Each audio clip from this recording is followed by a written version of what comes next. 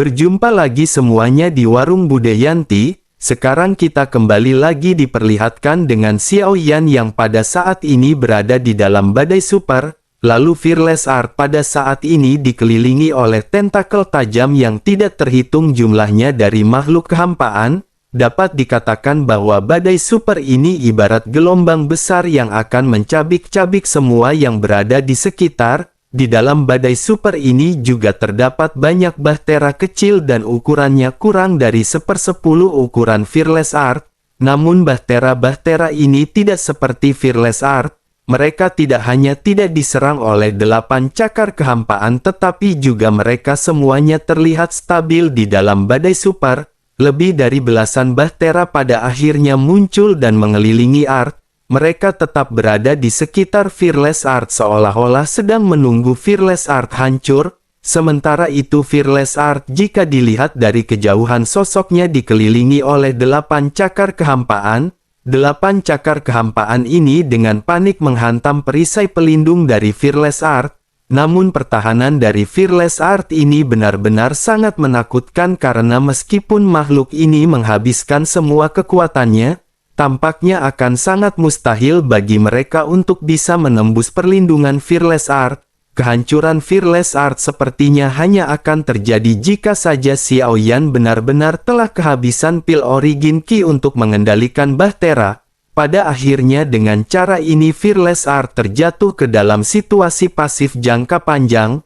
Mereka tidak mampu mengendalikan arahnya, tetapi seiring dengan berjalannya waktu, arah dari bahtera ini terus berubah dan ajaibnya arah bahtera ini sesuai dengan arah yang ditunjukkan oleh guntur hitam. Waktu pun terus berlalu hingga tanpa terasa 20 tahun pada saat ini telah terlewati. 20 tahun yang sangat lama ini benar-benar mengalir dengan sia-sia. Selama periode waktu ini Ding Yue juga pada dasarnya tidak pernah beristirahat. Sosoknya selalu waspada karena takut dengan keadaan darurat yang akan terjadi. Dalam 20 tahun terakhir juga 8 cakar kehampaan pada saat ini mengelilingi bahtera Fearless. Mereka tampak menyerang bahtera Fearless, tetapi sesungguhnya mereka juga merupakan pelindung dari Fearless Art. Bersamaan dengan hal tersebut pada saat ini pada akhirnya Ding Yue segera melihat bahwa di kompas langit berbintang ada riak badai berangsur-angsur menghilang. Ding Yue pada saat ini menghela nafas lega. Lautan kehampaan juga pada saat ini perlahan-lahan menjadi semakin tenang dan hal ini berarti bahwa mereka telah lolos dari badai super. Badai kehampaan yang menakutkan ini benar-benar berlalu dengan tenang dengan cara yang tidak dapat untuk dijelaskan. Ketika badai mereda 8 cakar kehampaan ini juga pada akhirnya menyerang Fearless Art. Mereka segera mengikuti badai kehampaan dan pergi meninggalkan Fearless. Namun meskipun begitu di dalam kesunyian ini masih ada belalasan bahtera yang mengelilingi Fearless Art. Posisi dari Fearless Art pada saat ini benar-benar tidak diketahui. Namun jika dilihat dari kejauhan pada saat ini dapat terlihat ada berbagai macam puing-puing di sekitarnya. Puing-puing ini bersumber dari bahtera-bahtera yang telah hancur. Terlebih lagi ada juga banyak bangkai binatang buas yang sangat besar. Tampaknya spesies dari makhluk kehampaan ini adalah mereka yang tidak bisa terlepas dari kehancuran badai super. Sementara itu di antara banyak bahtera yang pada saat ini mengelilingi Fearless Art, salah satu bahtera yang merupakan pemimpin pada saat ini sedikit mendekat. Pemimpin di antara kelompok ini seketika berkata bahwa tidak ada aura di dalam bahtera. Menanggapi hal tersebut sesosok lainnya pada saat ini segera mulai berbicara. Sosoknya menjelaskan bahwa dirinya pernah menemukan bahtera ini sebelumnya.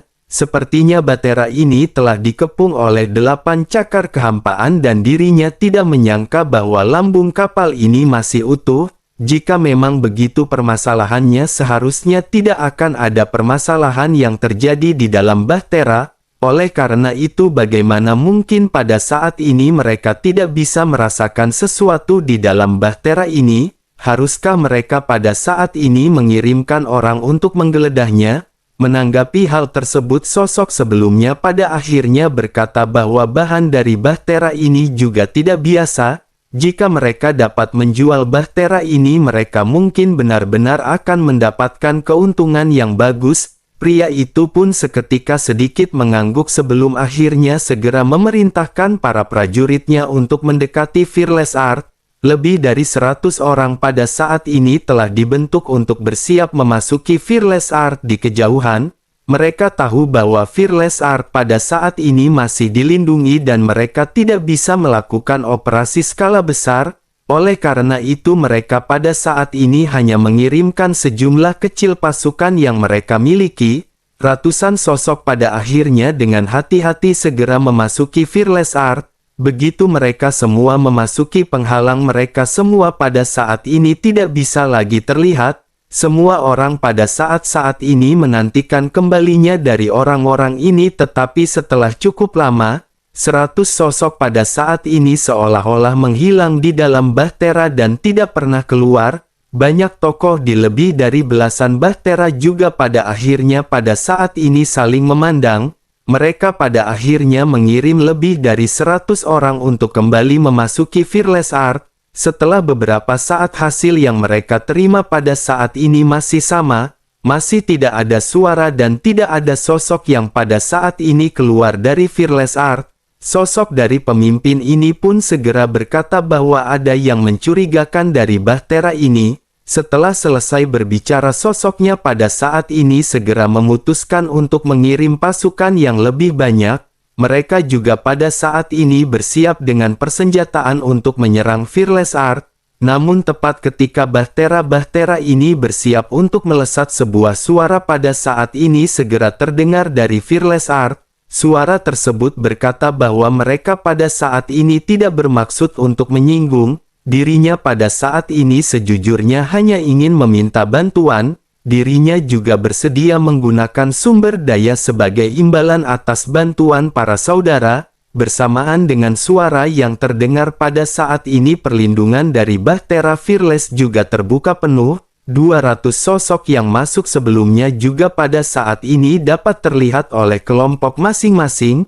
Meskipun mereka masih utuh, tetapi mereka pada saat ini sedikit terluka. Melihat hal ini, pemimpin dari kelompok tersebut pun seketika mengerutkan kening. Pada akhirnya sosoknya segera berkata bahwa mereka telah hidup di dalam badai dan mereka tidak pernah berpartisipasi dalam pertempuran apapun antar alam. Oleh karena itu pada saat ini mereka memutuskan untuk tidak terlibat dalam hal apapun. Menanggapi hal tersebut, Xiao Yan pada akhirnya segera menjelaskan bahwa ini bukan pertempuran antara alam. Xiao Yan pada saat ini hanya membutuhkan bantuan dari para saudara dan dirinya bersedia membayar 500.000 pil origin Qi sebagai hadiah.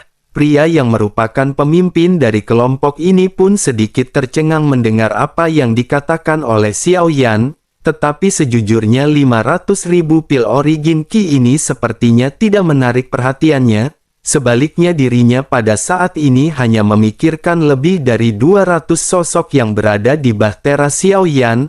Oleh karena itu si pria pada saat ini segera bertanya kepada Xiao Yan tanpa banyak basa-basi. Sosoknya bertanya kemanakah mereka akan pergi. Menanggapi hal tersebut, Xiao Yan pada saat ini menggelengkan kepalanya dan berkata bahwa sejujurnya dirinya tidak tahu persisnya. Tetapi seharusnya apa yang mereka tuju pada saat ini berada di tengah badai.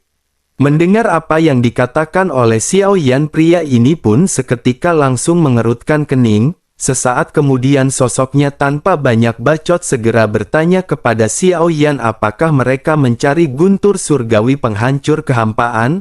Mendengar apa yang keluar dari perkataan si pria, alis Xiao Yan pada saat ini sedikit melonjak. Xiao Yan benar-benar tidak menyangka bahwa orang ini benar-benar tahu tentang keadaan dari guntur surgawi penghancur kehampaan.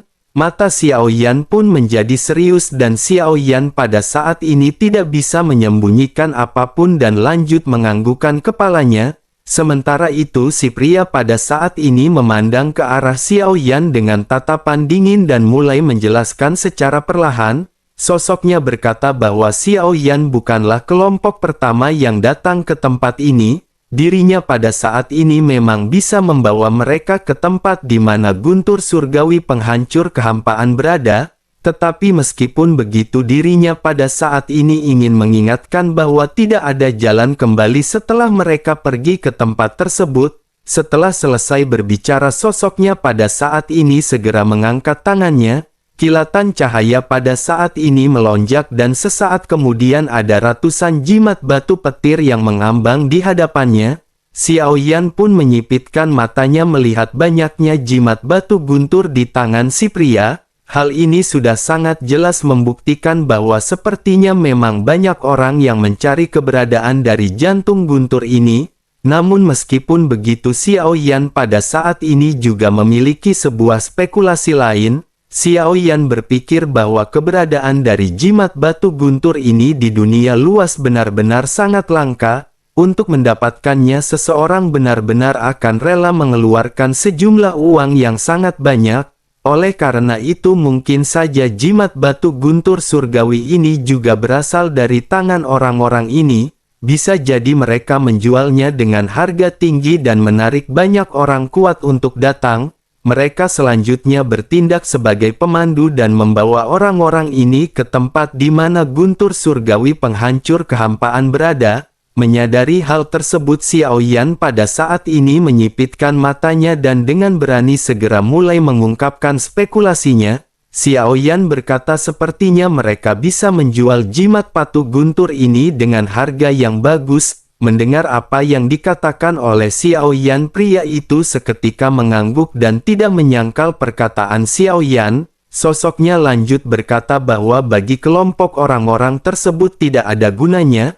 Mereka dengan nekat datang ke tempat ini hanya untuk mencari sebuah kekuatan, tetapi tentu saja untuk bisa mendapatkan apa yang mereka inginkan akan selalu ada harga yang harus dibayar oleh mereka. Mendengar hal tersebut, Xiao Yan pun sedikit merenung karena apa yang baru saja dikatakan pria tersebut memang benar. Xiao Yan datang ke sini demi sesuatu untuk meningkatkan kekuatan Xiao Yan. Tentu saja jika seseorang ingin mengejar kekuatan tertinggi maka seseorang harus membayar harganya. Xiao Yan pun lanjut tersenyum dan bertanya seberapa jauh jarak mereka ke tempat di mana guntur tersebut berada. Pria itu pun langsung menjawab bahwa jika mereka melakukan perjalanan melewati badai, hal tersebut hanya membutuhkan waktu selama beberapa bulan.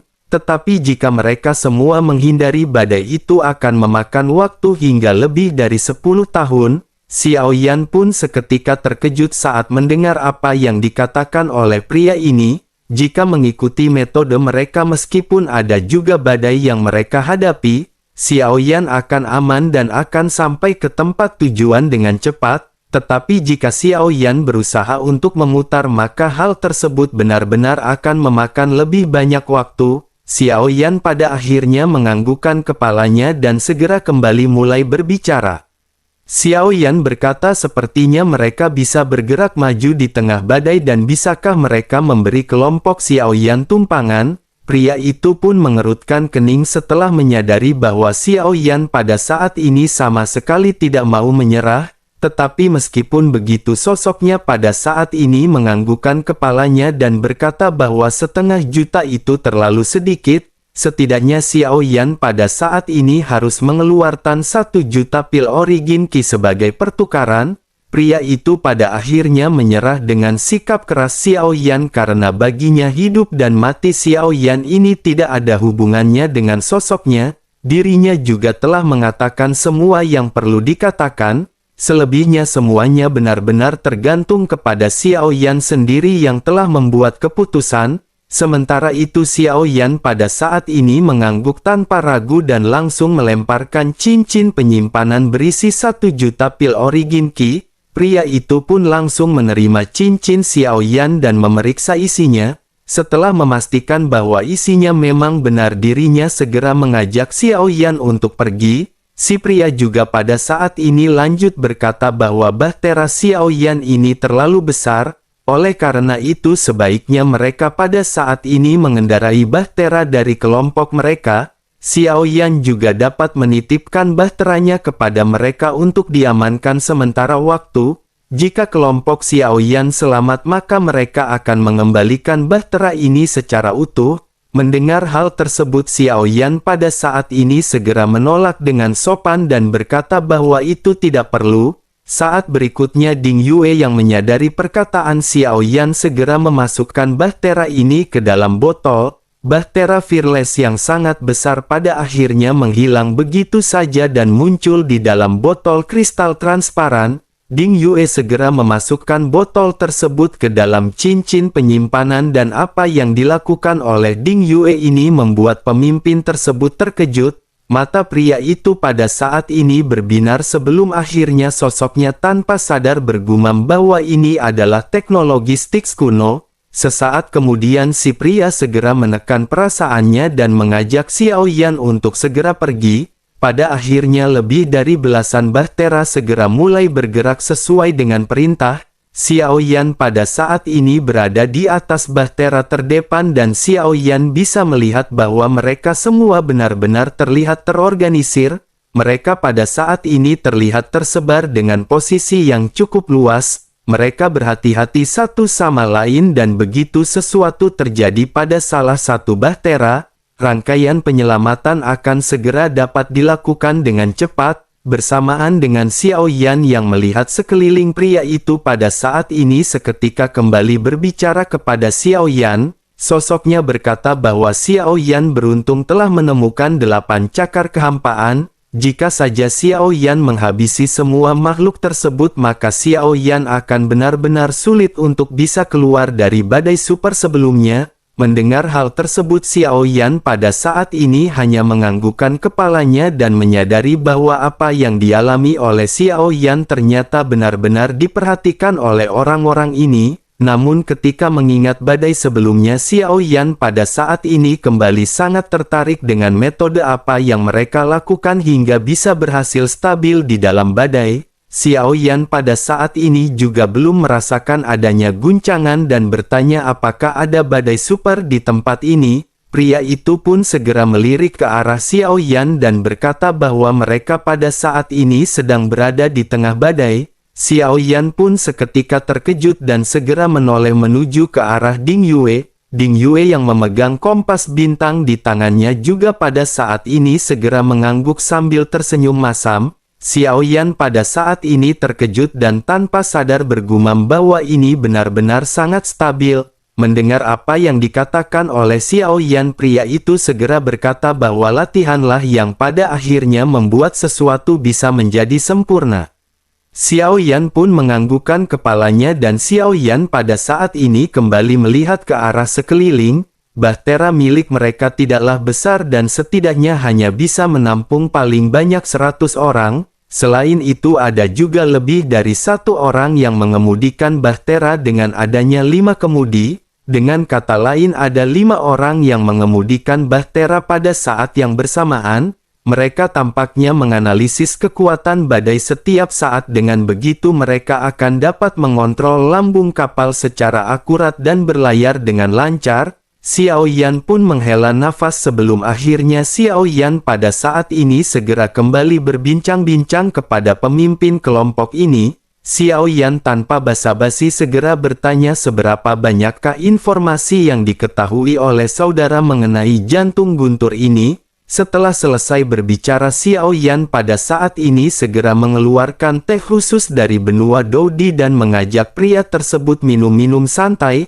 Pria itu pun mencium aroma teh dan mengangkat alisnya. Si pria juga pada saat ini tidak menolak teh yang disodorkan oleh Xiao Yan dan situasi di antara mereka pada saat ini semakin mencair. Pria itu pada akhirnya mulai memberikan beberapa informasi kepada Xiao Yan dan berkata bahwa tempat tersebut disebut dengan Broken Starion yang terdiri dari beberapa alam yang rusak. Tempat yang memiliki nama alam bintang kehancuran ini terdiri dari banyak jiwa kematian di dalamnya. Tidak ada makhluk hidup di sana dan alasan dari hal tersebut dikabarkan karena guntur surgawi penghancur kehampaan. Konon dikatakan bahwa guntur tersebut merupakan salah satu dari asal-usul dunia.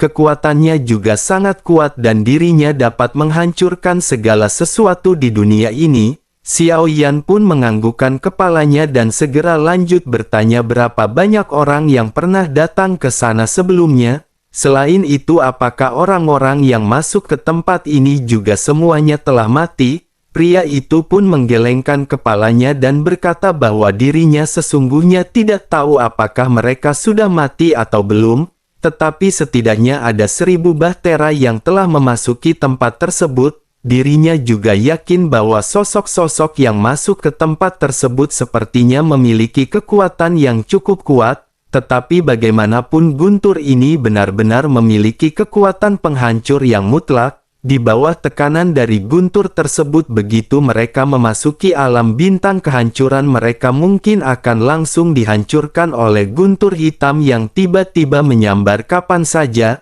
Xiao Yan pun menganggukkan kepalanya mendengar apa yang baru saja dijelaskan oleh pria tersebut. Melihat Xiao Yan yang pada saat ini tampak seolah-olah pemikirannya telah terbuka, si pria pada saat ini sedikit melunak. Sosoknya segera berkata bahwa teh ini benar-benar enak dan mereka merupakan orang yang baik. Oleh karena itu pada saat ini sebaiknya saudara mendengarkannya. Tempat ini sangat berbahaya dan sudah terlambat untuk mereka kembali pada saat ini. Mengejar kekuasaan memang merupakan hal yang baik, tetapi jika mereka kehilangan nyawa mereka, bukankah semuanya akan menjadi hancur dan sia-sia? Mendengar si pria yang pada saat ini masih membujuk Xiao Yan untuk kembali, Xiao Yan sedikit tersenyum. Xiao Yan segera mengucapkan terima kasih atas perhatian dari si pria. Xiao Yan lanjut mengungkapkan tekadnya dan berkata bahwa Xiao Yan telah menghadapi banyak bahaya sejak Xiao Yan mulai berlatih. Hal tersebut termasuk dengan krisis hidup dan mati yang tidak terhitung jumlahnya. Oleh karena itu Xiao Yan sudah bersiap untuk pelarian sempit sebelum datang ke tempat ini. Xiao Yan pada saat ini benar-benar harus mendapatkan guntur surgawi penghancur kehampaan.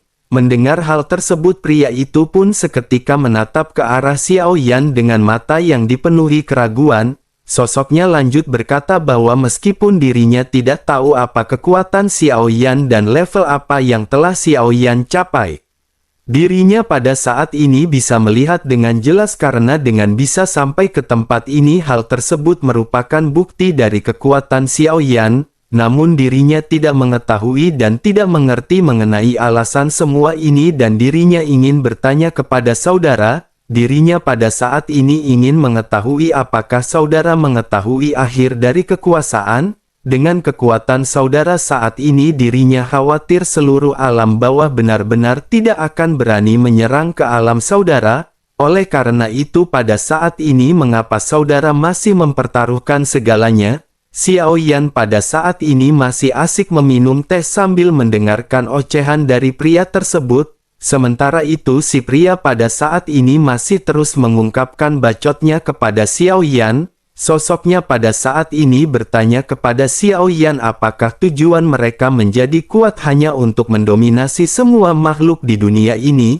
Menanggapi hal tersebut, Xiao Yan pada akhirnya sedikit tersenyum dan Xiao Yan segera menoleh ke arah pria tersebut. Xiao Yan lanjut berkata bahwa jika mereka tidak mendaki gunung, bagaimana mungkin mereka bisa tahu seberapa tingginya gunung tersebut?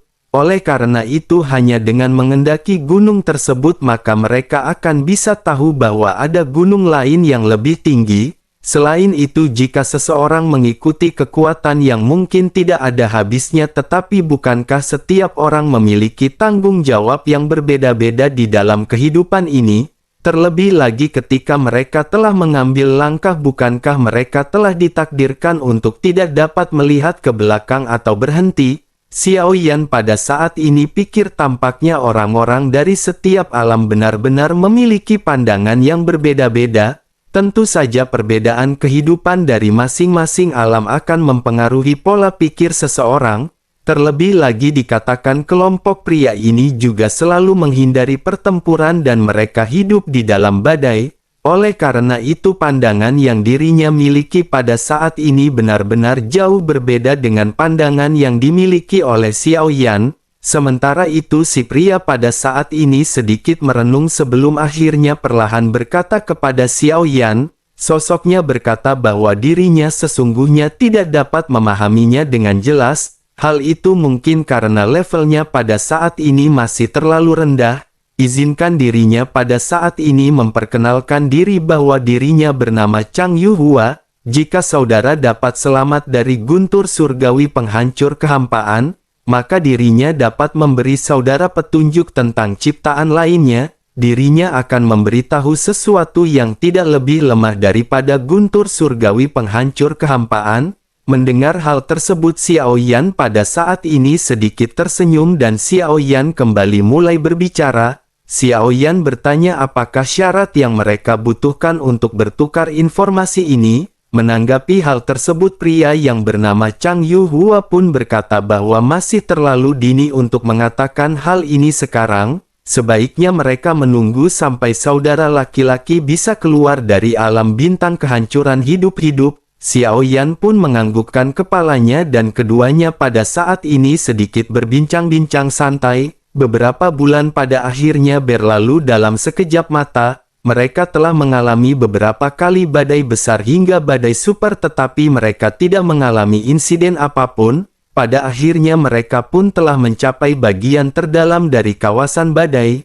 Chang Yuhua pun berdiri dan berkata bahwa mereka pada saat ini hampir sampai. Setelah melewati alam bintang kehancuran ini, mereka tidak lagi berada di kehampaan Laut Barat.